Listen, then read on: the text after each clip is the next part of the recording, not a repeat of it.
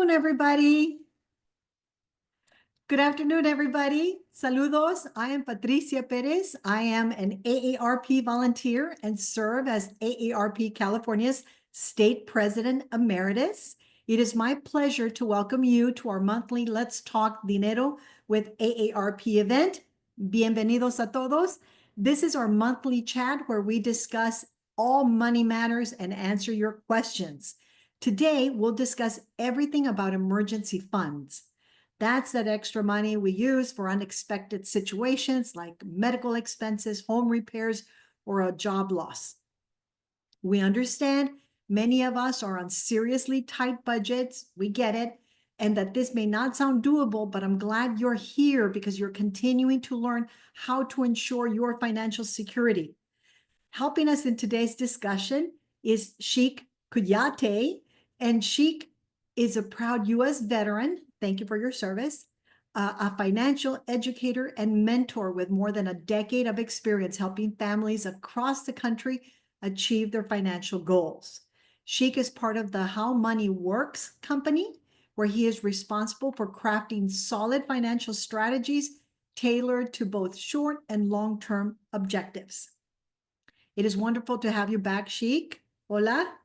But before we start on the conversation, like we always do in these chats, we start with a poll. All right. So please, simple poll question. Do you have an emergency fund? Yes or no? Do you have an emergency fund? Just let us know if you have an emergency fund. Those of you that are here. Let's see, is the poll going on? Yep. People answering. I can't see it on my screen, so apologies for that. Patricia, I can jump in. Hello, everyone. We currently have 78% of folks saying yes, they have an emergency fund, and 22 saying that they do not. Thank you so much. Thank you so much, Priscilla. See, that's like the voice from heaven, right? My AARP colleague. So thank you so much. See, oh, there it is. There it is. Yes. Yes. 78% say yes and 22 say no. So for those of you who are no, like I said, thank you for being here because we'll hear from Sheik about all of this. So thank you for your responses. And I started by saying that this is your chance to ask questions. So please use the chat to submit your questions, and we'll have some time toward the end so she can start answering them. But now let me turn over the program to Sheik. Welcome. All right. And can you hear me? Okay. Yeah, yes, we can. Patricia? All right. All right. Good afternoon, everyone. And thank you, Patricia, Luis, Priscilla, and the AARP team, excuse me, for allowing me the opportunity to talk to you guys about emergency funds. So with that being said, let's get rolling. And I'm going to share my screen. And there we go. Give me a thumbs up if you can see my screen there. All right. Okay. So we at the How Money Works team talk about 7 money milestones. So today we're going to talk about 3 of them. The first one being about emergency funds. And it's an element of a money milestone. And, right now in these times, with the prices and costs of things going up, it's really important to get your financial house in order, particularly if you're on a fixed budget. So essentially we want to do is say, hey, what are some strategies on how I can get to a good solid emergency fund? How much do I need? What's a good number to have? So we'll dive into that, and then we'll also talk about some other ideas.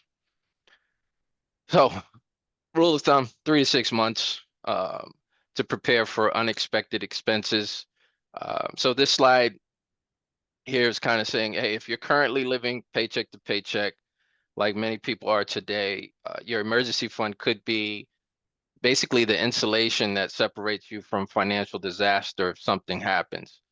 So here's an example of here's some samples of annual incomes and how much you'll need to fit are 3 to 6 month income guidelines. And essentially, if you're making $50,000 a year, 3 months of that is about 12,500. Six months would be about $12,000 of income. So most of you kind of experienced the pandemic and what that happened, where a lot of job losses happened, or people weren't able to work. Certain industries completely shut down, and things picked up over time, but a lot of people were in financial disaster. Okay, so if you make 50,000 a year, sure, yeah, ideally you want to have about half of that to cover you for the year. If you make 100,000 a year, you want 6 months, and I'd say really 6 months is really um, the starting point these days. There's no such thing as job security anymore. So maybe even 6 to 12 months is something to consider. But if you're making over that 200,000 a year, you want to have about 6 months of 6 months would be 100,000. So two rules of an emergency fund. Okay, rule number one, your emergency fund is only, I'll repeat, only for unexpected emergencies. That's all. It's not for gifts. It's not for getaways, taking little trips with your friends. No, no BOGO sales. I don't know. I don't even know what the BOGO sales are. My wife mentioned that to me, but whatever BOGO sales are, no, that's not what it's for. It doesn't matter if it sits in your checking account. Doesn't matter if it sits in your savings or a separate account, some kind of brokerage account. As long as you're not tempted to use it for anything but a real emergency. So I'll give some examples what that might be. My refrigerator is out, or my freezer's out. Um, my engine blew out, right? Um, those are what I consider real emergencies where, hey, I don't have time to uh, get 7 business days before I tap into my investments. I need that money right away. So you want to make sure it's what we call liquid. I can get to it in a quick amount of time, maybe less than 24 hours. I can just get to it. So in those cases, that's why we kind of say checking, savings, or some kind of liquid brokerage account that you can get to. That's rule number one. Rule number two, if you need to use your emergency fund, fix a car, replace the fridge, paying for braces. Uh, don't hesitate to use this money. That's what it's for. Just make sure that afterwards you're able to add back to it, and add a little money every month until your emergency fund is full again. So rule of thumb, 3 to 6 months. Having said that, you may want to consider having 12 months of savings, right? That's liquid, okay? But 3 to 6 months is usually a pretty good rule of thumb. All right. So that being said, we've got to figure out, hey, what are some things that are getting people in trouble when it comes to building emergency funds? And a big one is what we call number 4 of our money milestones, debt management. Okay, so this is really important because when it comes to debt, a lot of people I've noticed are using it as an emergency fund. And that's probably one of the most dangerous things is when you're using a credit card for emergencies. Why? Because you're going to end up paying more for that emergency than it actually costs just based on interest rates alone. Okay. Average credit card rate, last time I checked, was the average credit card rate was around 22%. Think about that, 22%. So the bank's money, if you're just paying like the minimum on that, their money will double less than every 4 years. And you're paying that debt off. Okay. So it's really time to kind of say, hey, well, how do we talk about managing that debt? So let's discuss that. All right. We hate to say this, but in our culture, as I mentioned, debt is really a sweeping crisis. It's perpetuated by a society of people that don't understand how money works. They're led astray by instant gratification, desires of whatever. Okay. And I know that's a mouthful, but the facts is it's true. And there's no shame in admitting you struggle with debt. That's something that a lot of people do. As it's one of the most common threats to having a sound financial future, one of the most common threats to not having enough emergency funds. But it's something that you have to face, and it's best faced head to head. So that being said, sometimes you may need a financial professional to kind of give you some guidance on how to deal with that. But average American today has $28,900 in personal debt. Okay, so that's not including mortgages, and many have much more. And don't forget, over half of Americans suffer from some kind of anxiety relating to debt. So now there's mental illness when it comes to this type of stuff. But when debt is removed, we can actually enjoy life more fully, more freely, because we just don't have that burden on our backs. Okay.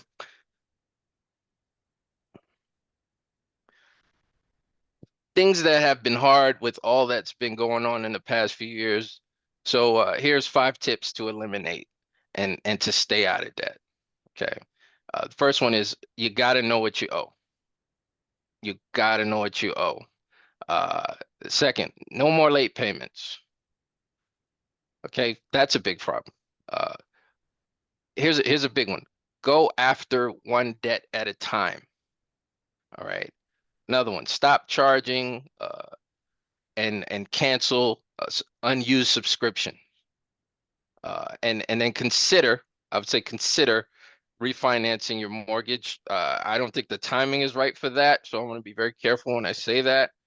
Um, but it could kind of help ease up once interest rates drop. Okay. But I would say one of the big things when it comes to emergency funds is a lot of people get caught up because they just don't know what they owe. And next thing you know, you're just kind of paying things, or sometimes what I'll notice with some of my clients is that um, they're charging their debts, or they're paying a little bit more on each debt.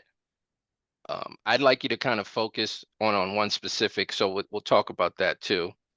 But we suggest you make a list of your credit cards, debts, and loans. Get a list out. It may be a little painful at the beginning, but you have to know what you owe. All right. It may sound tedious, but you'll see so much better when you have your arms around this information.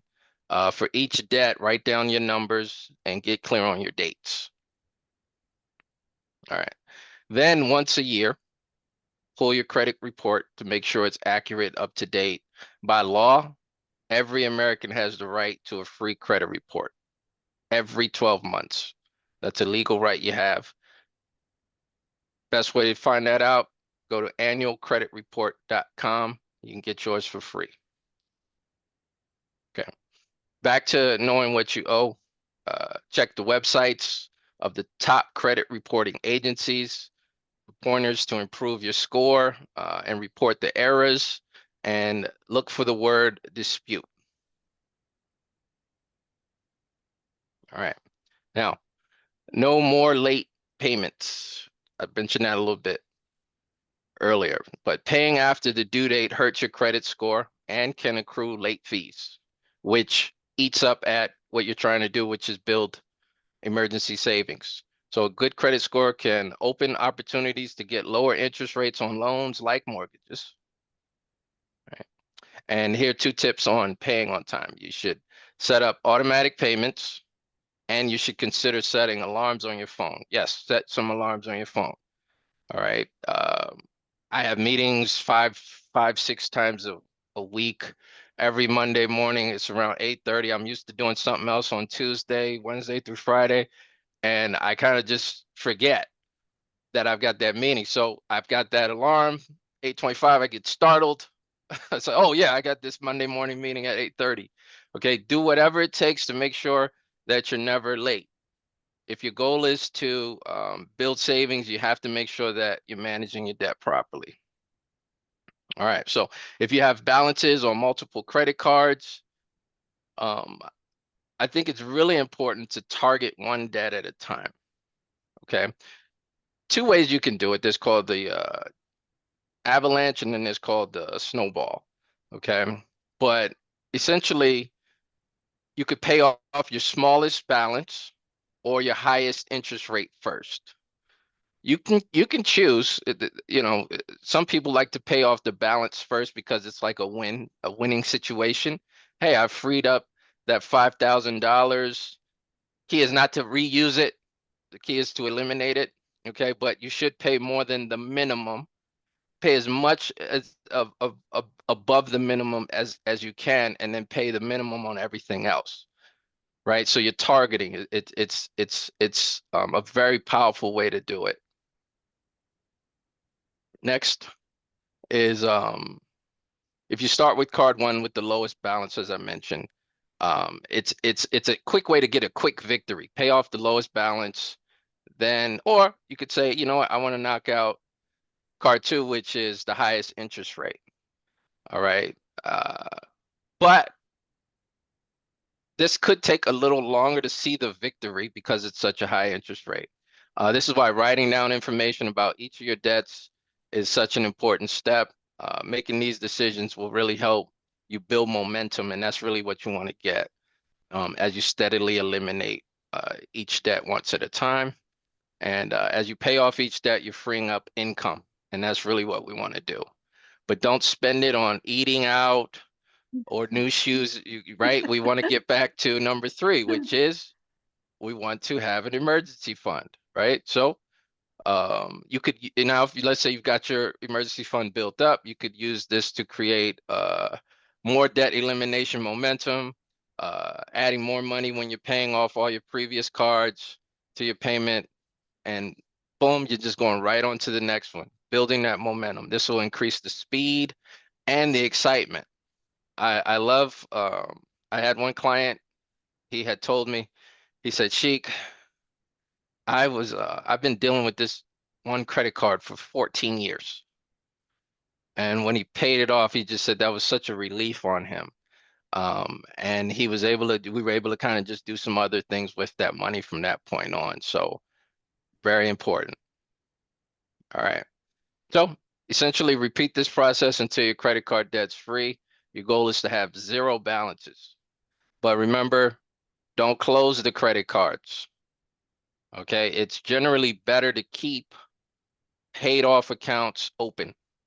Okay, for your credit score standpoint. Now, if you don't care about your credit score, you just want to be done with all debts, cut the cards up. You don't necessarily have to close the accounts because they do take a hit. But some people just want to be done with it all together. So cut the card up, close the account, um, be done. But just keep in mind from a credit score standpoint. Make sense? All right. Now, many people stop charging things and stay out of credit card debt by stashing their cards in a safe place, like I mentioned. But another way to help stay out of credit card debt is to use check cards and mobile pay that pull from your balance of your checking account. Right now, make sure it's separate from your emergency savings, right? We already said we know what the emergency savings is for, okay? But using check cards and mobile pay help, but they can be a little dangerous. So just keep that in mind. Also consider canceling digital subscriptions like online video stream. Oh my gosh, my wife just got on my butt about that. We've got Netflix, we've got what's the other one? I had Paramount. I don't even know why I had it. Paramount, Apple Uh, Plus, Prime right? Video. Oh my goodness, YouTube TV, Sling, right? And it's a trap. It's a trap. So be aware of these online subscriptions. They add up. Trust me, $10 a month is 120 a year. Multiply that by 5, these things add up.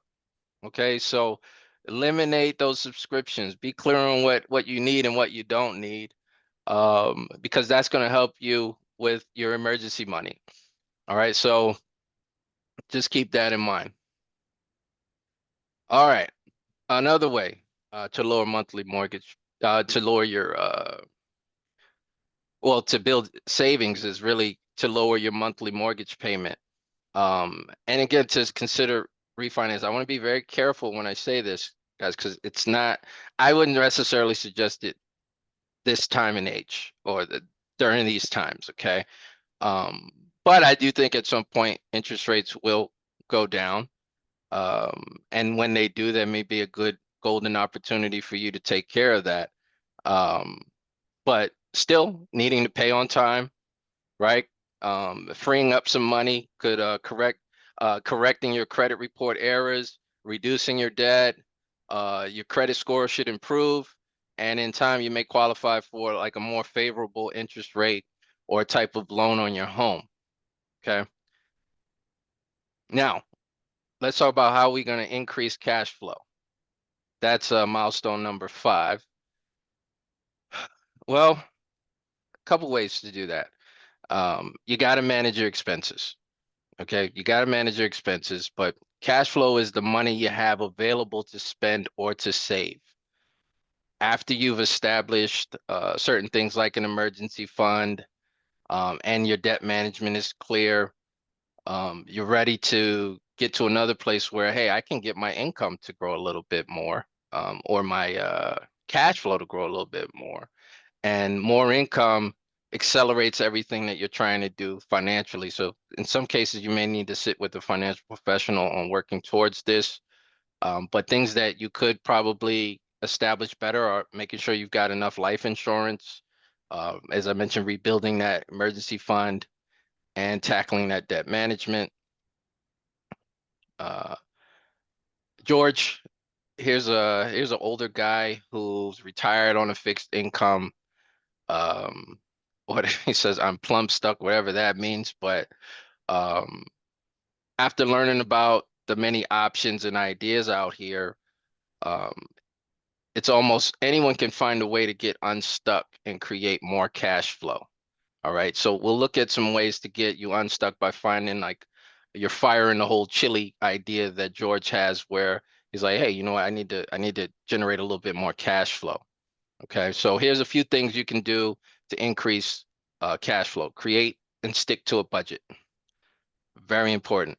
Uh, develop a written game plan.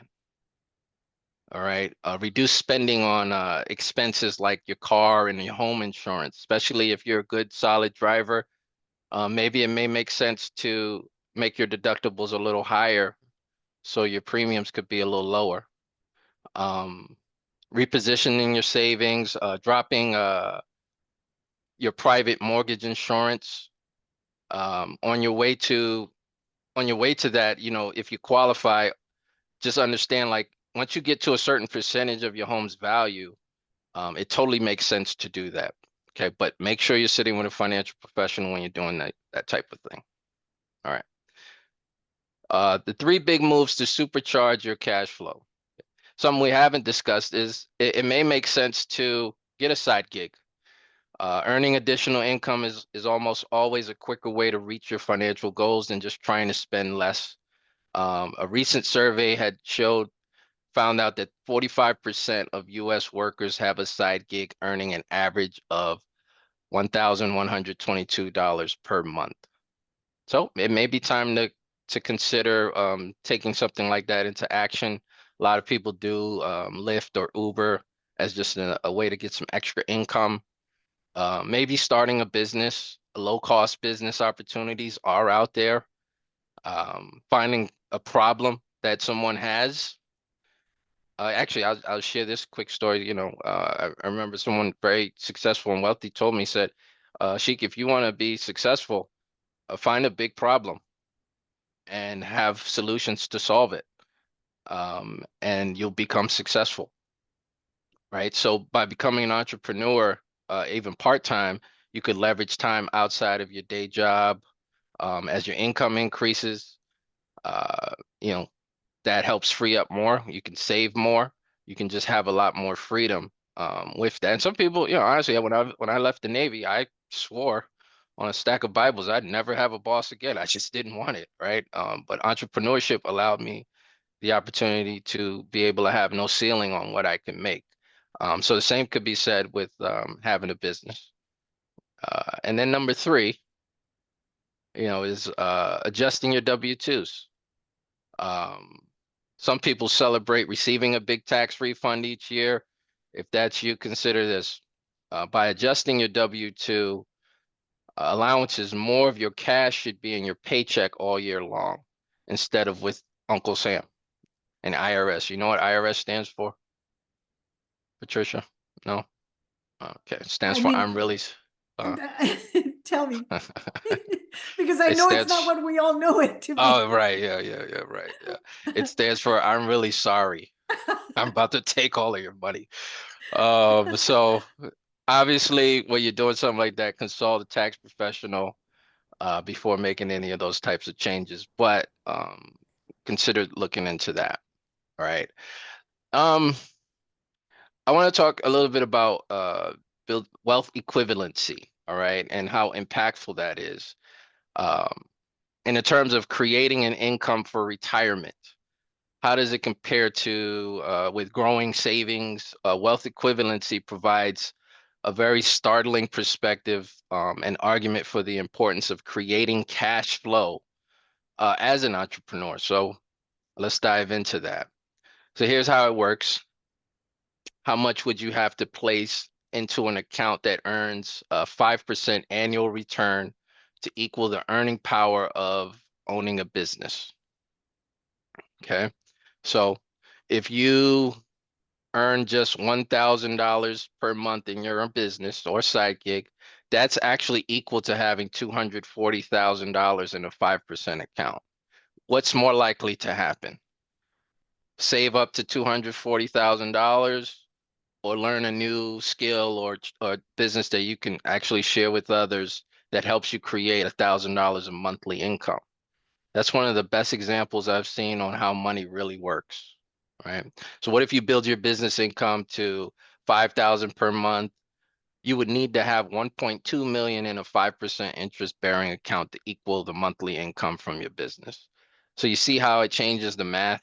That's why you can't you can't become a successful business owner long term without basic knowledge of understanding money concepts that we're kind of showing here. And let's say you become a superstar, okay, and your business continues to grow.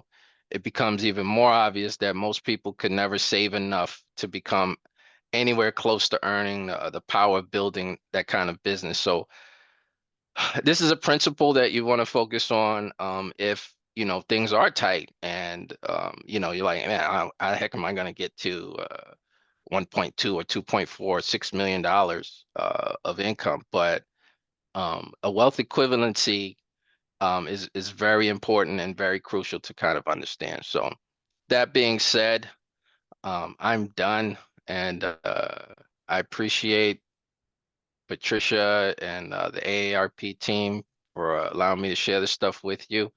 And feel free, my information is below if you would like a free book or if you want to just learn more. That being said, I'll hand off the mic to Patricia. Well, thank you so much, Sheik. And we started the session by telling you that Sheik is a financial educator and he works with a company, How Money Works. And the session that he just shared is part of a book. So if you want the book, please just contact him directly. The other thing is that I know he shared a lot of information. You may have noticed that this session is being recorded.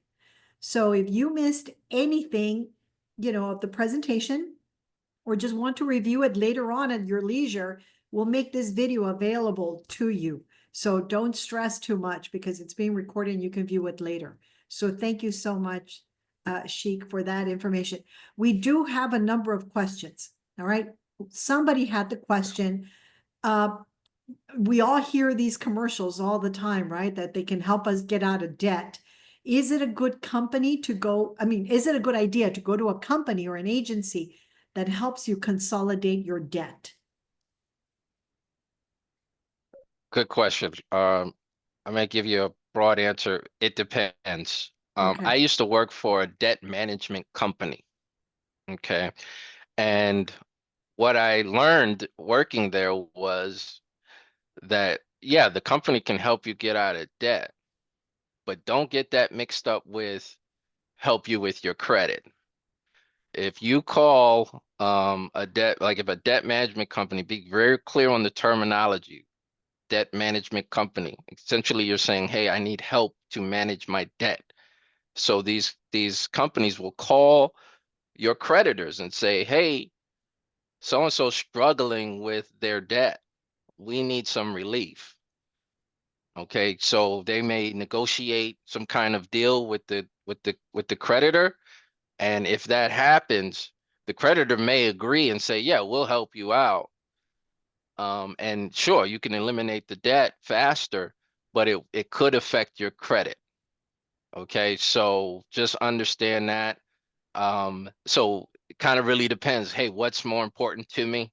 If it's like I don't really care about my credit, then it may make sense to do that. But if your credit is very important to you, and that's something that you want to make sure you're on top of, it may make sense to just really, like I said, sit with a professional who can kind of give you like, for example, I have a debt calculator where we can kind of get all the numbers in, figure out, and then just kind of target one at a time. Still not necessarily needing some kind of company to call our creditors and kind of mess the credit up. So just I would just say be very careful with that and understand and ask certain questions like, hey, if I do this plan, what's that going to do to my credit? Yeah. Get And real crystal clear on that.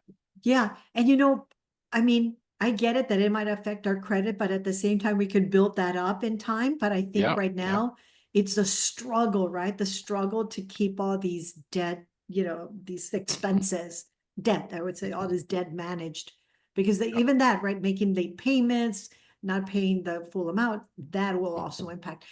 You yeah. mentioned that these companies call your creditor. Is that something that we can do directly? I mean, if we're like overwhelmed with debt, we're Mhm. struggling, maybe got laid off. Is that something that we as consumers can do? Can we call these companies directly? Or does Yeah, it have to be a absolutely. professional?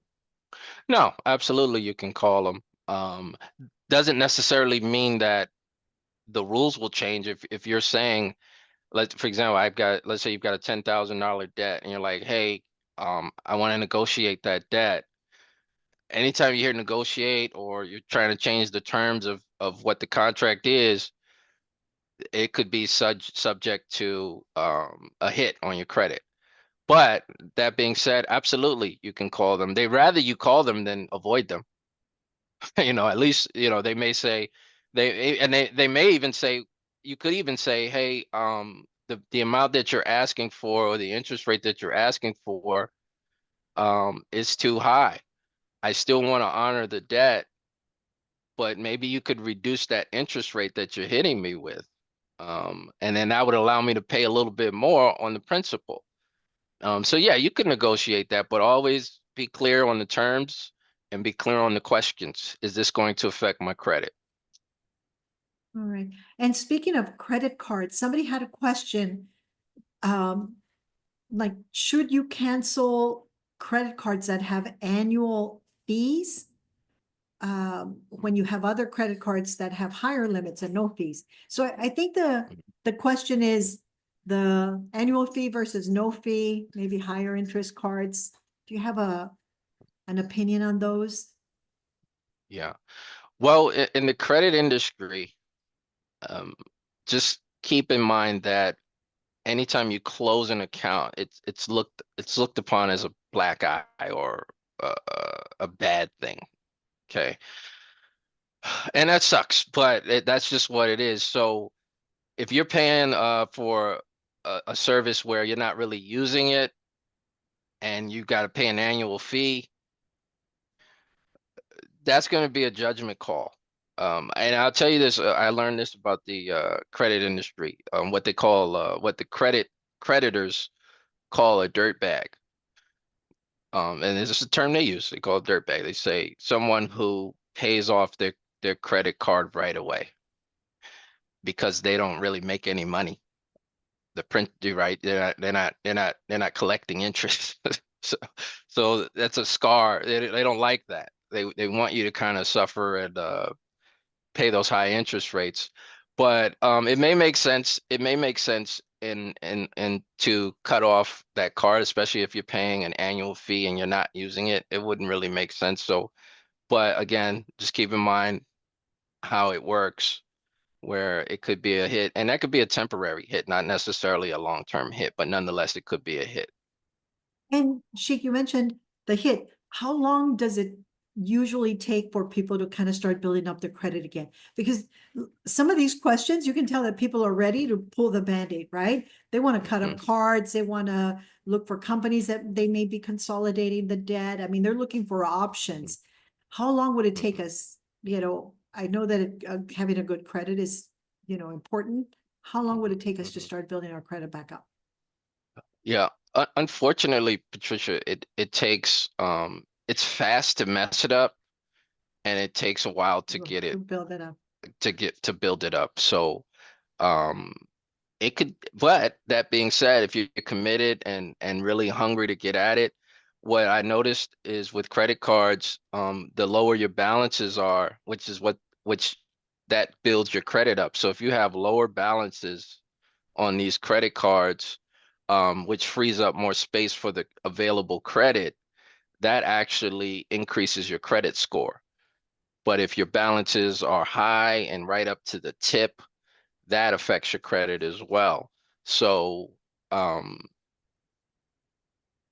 it's a cat and mouse game, Patricia, but scores could go up quickly. It could go up quickly in the sense like maybe as fast as a year, you could kind of get a huge increase on your credit score by just doing those little things, keeping your balances low, paying things on time, not reopening or opening new accounts. Those are all things that can actually count as a credit for you. All right. We But let me also, say this, oh, but let me tell say me, missing tell me. missing one, yeah, missing one or two payments could just like that mess Mhm. things up with your momentum. So Yeah, very crucial to stay on track. let's see. People have questions regarding like where to put your money. So they're asking if a high yield savings account is a good place for emergency funds. Mhm, mhm. That would be, Absolutely. Yeah, yeah, absolutely. Having a high yield savings, if your bank offers something that is a high yield savings, just make sure it's what I call liquid, meaning if there is an emergency, I can get to it right away. But there's a lot, when interest rates shot up, I've noticed banks offer high yield savings accounts that I haven't seen my whole lifetime, right? So doing that, maybe consider opening a brokerage account where you can get a treasury account that could do anywhere from 3 to 4%. That's quite common now. yeah, How money long that market. is? Yeah, money market accounts, right? But the key is you understand um how quickly you're able to have access to it. Because if we don't That want to is be key. stuck. Yes, Yeah, yes, absolutely. that is a key, right? So none Right, of these long CDs, right? It has to be liquid available. right, And it's true. right. I mean, we recently with the rain, it's like, oh my God, there was a leak around a window. So you never Hmm. know. All right. Yep. A question. Somebody says if my retirement benefits, um, sorry, don't cover enough, is it advisable to have a health savings account? Run that by me one more time. The question was, if my retirement benefits don't cover enough, is it Hmm. advisable to have a health savings account? Yeah, absolutely. Having a HSA um, is not a bad thing. It just isn't.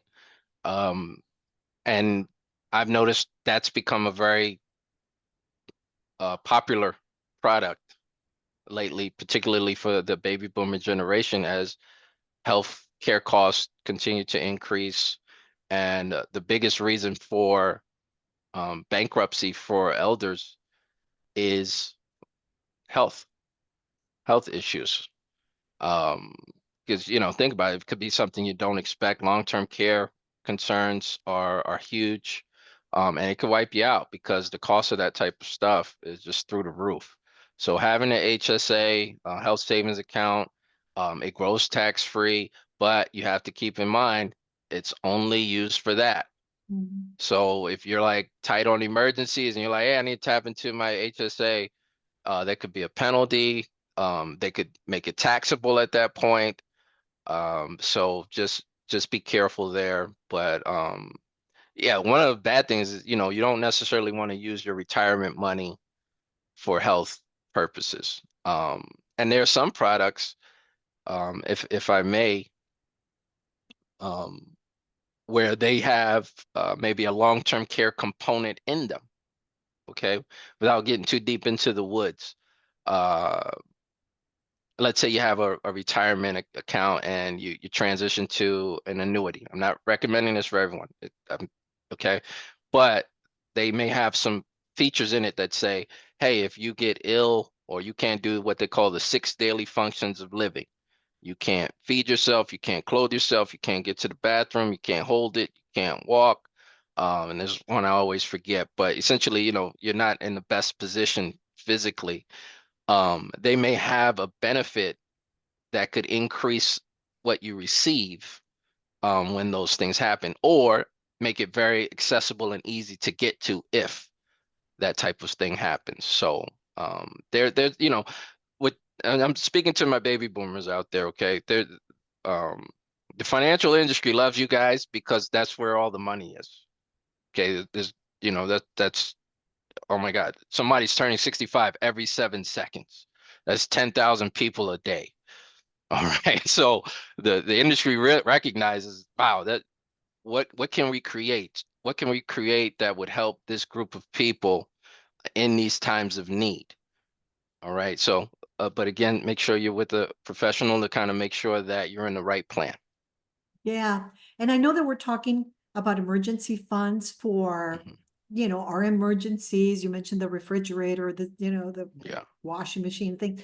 But a lot Yeah. of times the emergency funds, especially for us of a certain age, are, the kids or the grandkids, or, they look to grandparents for help. So we want to be able to have at least some money in Yes. case they, desperately need some assistance. But Absolutely. we do have videos of other topics, including estate planning, getting out of debt, and other videos that I suggest if you're watching to view them and visit, because, in a session that we focused on getting out of debt was not to incur debt on behalf of our kids.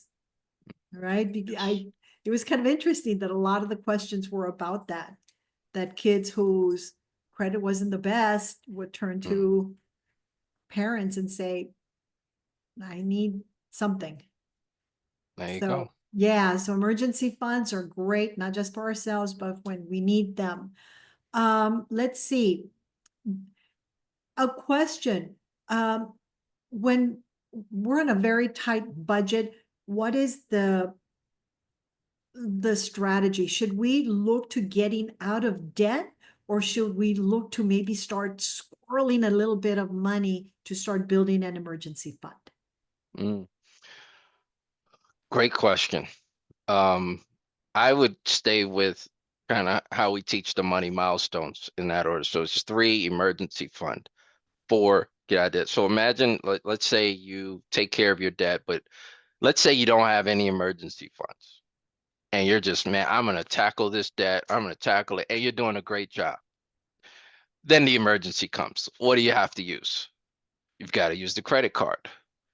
And now we've come right back to the problem that we once had, right? So I believe um, building the savings is more important than, I would say, the proper order. We'll say that they're all important. The proper order would be, hey, let me make sure in case I do have some kind of crisis or emergency, I don't have to swipe that card again. Because again, that's going to cost you more over time. And that's kind of the way the game's played. They're not charging 22% on average because they like you, so just keep that in mind, making sure that you've built enough and, to avoid that issue of having to increase your debt again. Um, what is the average credit rating in the US? Or what do you think would be like a, good number for us to aim to? Yeah. Well, post-pandemic, if you're plus 700, you're kind of in a good place. But ideally, if you want to get to eight, Ah. you're in the money, you're in the in I don't think eight. Oh that's man, possible. 800, you're getting what They're they throwing call you money. oh man, they love you. You're getting the No, prime rate. That's what they call no. it. You're getting the Oh, prime rate, which is you're gonna get the best available interest rate um that the bank would offer. That's what they call prime. Your prime client would whoever has the highest credit score gets the best rate. So that's a prime rate. mhm. All right. Yeah. Sheik, I am the worst. What did you call me? A dirt bag out there. And now this is being recorded. Don't be a Be, dirtbag. wow, Yes, be a it's dirtbag in be the a credit. Yes, be a dirtbag. be Yes, a it's dirt okay bag to be a dirtbag because in I this learned case. my lesson early on. I was like drowning in debt, Mm, drowning. And but I learned my lesson. And once I was able to free myself from debt, it was like never more. So now it's true, no matter what I buy, I pay off immediately, good, immediately. good. Is that Yeah. hurting my credit? I mean, am I hurting myself by doing that? Should I keep No, some no, balance? No? no, no, no. You may have some people that argue keep a little something. I hate that. I hate that. So you're asking the wrong guy if you want to say, hey, yeah, leave a little something. No, I say No. eliminate it. Um, I'll tell you quick, and I'm not recommending you do this, but there's a guy named look up Ben Stein. He used to be he's an actor. He does like some acting and stuff like that, but he's actually a brilliant man, very smart guy. And he found a way to completely turn the credit industry. He's like a super dirtbag.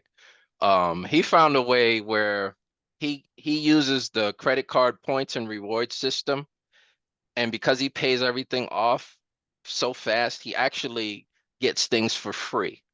So there was a video I saw. He had a stack of credit cards like this thick, and he was like, all his balances are zero, so he just gets free frequent flyer miles and all free trips or whatever. I'm not suggesting you do that.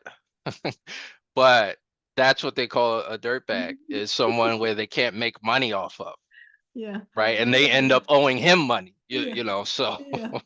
I mean, that's the game. that's me because I do pay everything off and I get all these points and rewards, but Right, that's how I right, use it. right. All right. Yeah, So yeah, enough of there you us go. dirtbags, the strength. All right. Here's a question. How early should someone start an emergency fund? For example, should somebody has a 19-year-old nephew with a part-time job, should they start thinking about putting money aside for unexpected costs? Well, absolutely. I'll give you a quick rule of thumb. Um, 10, 10, 10, 70. It's kind of a principle I like to live by. Give 10%. Yeah, I don't know, not to get too crazy in the faith, but I do believe in the principle of giving, and the law of reciprocity. So right, 10% give, 10% save, 10% invest, live off of 70%. So ideally, 19 years old, probably still living with parents or grandparents or whatever.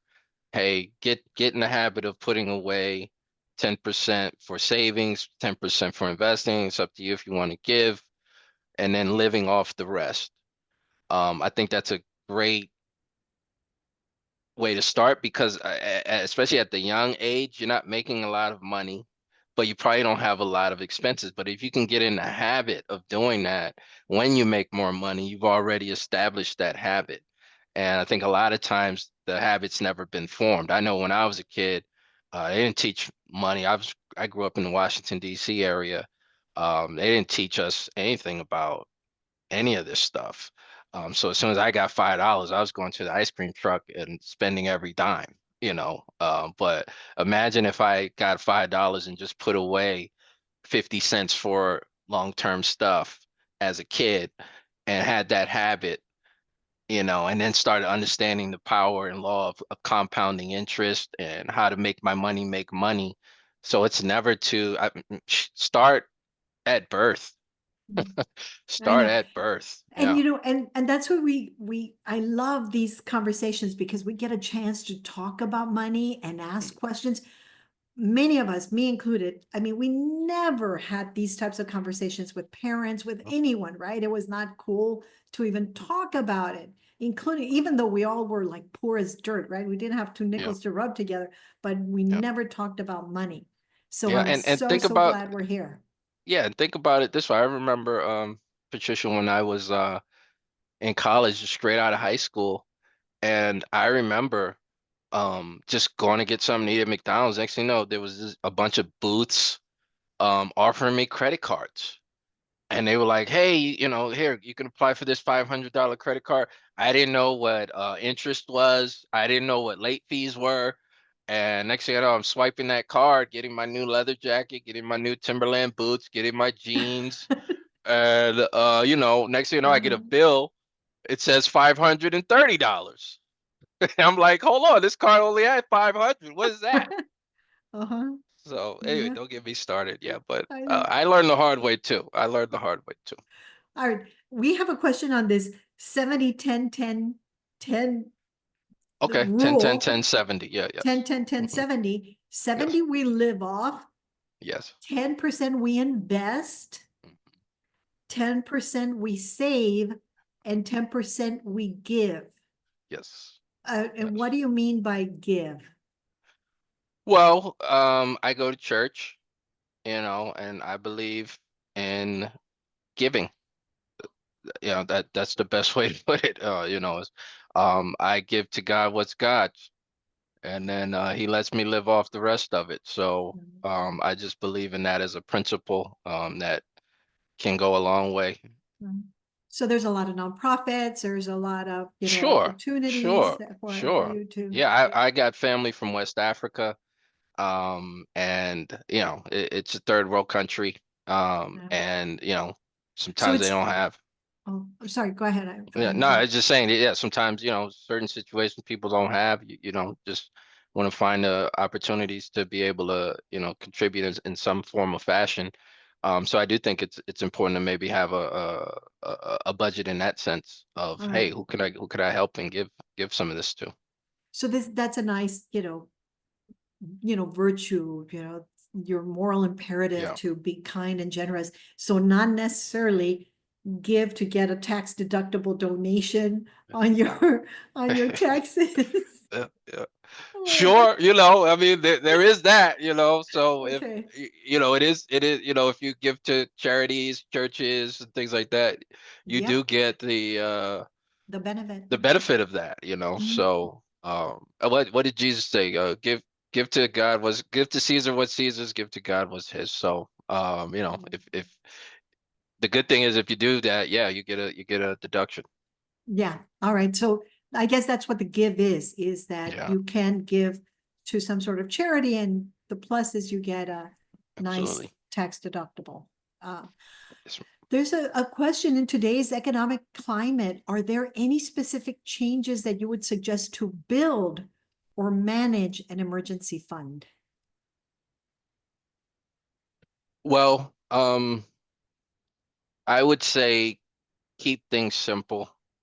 Um, the key is, when you're talking about emergency fund, I want to be able to have access to it right away. So investing in cryptocurrency, where, let's say, yeah, you could get a 10% return in a day, but you could also get a 20% loss in a day as well, right? So um, keep the main things the main things. And the main thing would be, my emergency fund is not to be invested. It's in case of emergencies, in case I need it right away. I don't want to wrestle with Robinhood and have them tell me, hey, it's going to take 7 to 10 business days to be able to get access to your emergency that you have right now. So I would say keep it simple. Keep it sickeningly simple. If you can find, a high yield savings, there's some brokerage accounts that are out there where you can really um, just be in something that's giving you a good yield and you can get to it quickly. All right. Sheik, to summarize, you mentioned the tips you gave Mhm. in a nutshell were: one, reduce debt, right? The other one is increase cash flow. And you mentioned that either one, you'd reduce your expenses, and you gave us some, or increase, reduce expenses or increase your cash flow, right? Get a side gig or something. There was another one that I may have missed. What was the other? We talking about the 5 tips to Oh, 5 eliminate and tips. stay out Okay. of debt. Yeah, It was, and I could be wrong about, oh, I think you meant, let me see here. Let me go to the slide, make sure. because you said There we go. reduce debt, Three, increase cash. three, three big moves to supercharge your cash flow. Is that what we're talking That's the about? one. Okay, side gig, right? Just getting something, whether it could be, hey, I would just want, I make muffins really well. Uh-huh. And, I could, find a way to generate $500 to $1,000 a month or something. Side gig, okay, Uber driving, whatever. Starting a business is number 2. And then number 3 would be adjust your W-2 allowances. Thank you. Thank Yeah. you. So there's ways, even if our, money stays the same, we can reduce our expenses. There's way to make extra cash. So there's always things that we can do. Yep. Let's see. Last question. Yeah. Any investment tool you recommend if you want people to do a savings for young people? Any investment tool you recommend if you want savings for young people? Yeah, it depends on, the objective for the young person. But we've got a strategy called $1 Million Baby strategy, where essentially you're just putting a certain dollar amount away, and the purpose is really, by the time that kid is ready to retire, they become a cash millionaire. So the ways to do that, if you did like a 529 plan, that's one example. Okay, if you do a 529 plan, 529 is actually an education plan, but the laws recently changed where, let's say that kid's like, I don't want to go to school. Okay. That 529, if it's old enough, it has to be at least 5 years old. And let's say they're not deciding not to go to school, they can actually Yeah. convert it to a Roth IRA. Okay, so there's things And that we can do. yeah, and Roth IRA. Okay, The other one is, I would say, if we're looking for tax benefits for the kid, yeah. life insurance policy, if they're very young and healthy, Well, put that's a something great idea. away. Yeah, put Yeah, some away. There's some really good strategies and yeah, stuff like that too. But be very yeah, careful with how you do it. Make sure it's structured properly. Make yeah. sure you're with a professional. Perfect. Sheik, do me a favor, put your contact Yes, ma'am. information on the chat because people have been asking about that. And I just want Sure. to remind everyone that AARP has a ton of free information online on building financial resilience at aarp.org/let's talk dinero.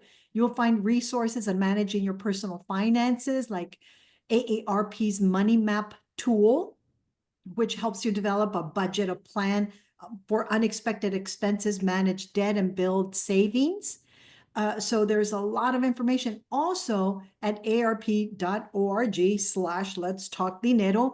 You'll see all our upcoming events and past videos and just a ton of resources on building your financial resilience. And remember, in these chats, we talk about, like today, right? Building an emergency fund, debt management, investing, retirement planning, entrepreneurship, estate planning, and much, much more. But I invite you, don't miss it, Monday, March 24 at 4 p.m. So next month on the 24th at 4 p.m. for our next Let's Talk Dinero with ARP.